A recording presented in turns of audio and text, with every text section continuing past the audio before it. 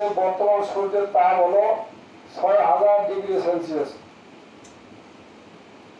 মাত্র ২২০০ ডিগ্রিতে লোহা মুহূর্তের মধ্যে গলে পানি হয়ে যায়। মাত্র ২২০০ ডিগ্রি, ২২০০ ডিগ্রি তাপেই লোহা গলে মুহূর্তে পানি হয়ে যায়, ভস্ম হয়ে যায়। তাহলে ৬,০০০ ডিগ্রিতে কি হয়? ২২০০ ডিগ্রিতে যদি লোহা গলে তাহলে ৬,০০০ ডিগ্রিতে কি হয়? বর্তমান সূর্যের তাপ হলো ৬,০০০ ডিগ্রি সেলসিয়াস। আল্লাহর হাবিব সাল্লাল্লাহু আলাইহি সাল্লাম বলেন, ও আমার সাহাবা, যখন হাসরের মাঠ কায়েম হয়ে যাবে তখন সূর্যটা মাথার হয়তো হাত উপরে চলে আসবে, আর সূর্যের তাপ আল্লাহ রাব্বুল আলামিন আরো বৃদ্ধি করে দিবেন, কমপক্ষে ৭০ গুণ বেশি করে দিবেন।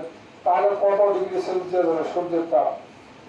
সূর্যের তাপে মানুষ পেরেশান হয়ে যাবে, অস্থির হয়ে যাবে। সূর্যের তাপ মানুষ সহ্য করতে পারবে না। সূর্যের তাপে মানুষের কি অবস্থা হবে?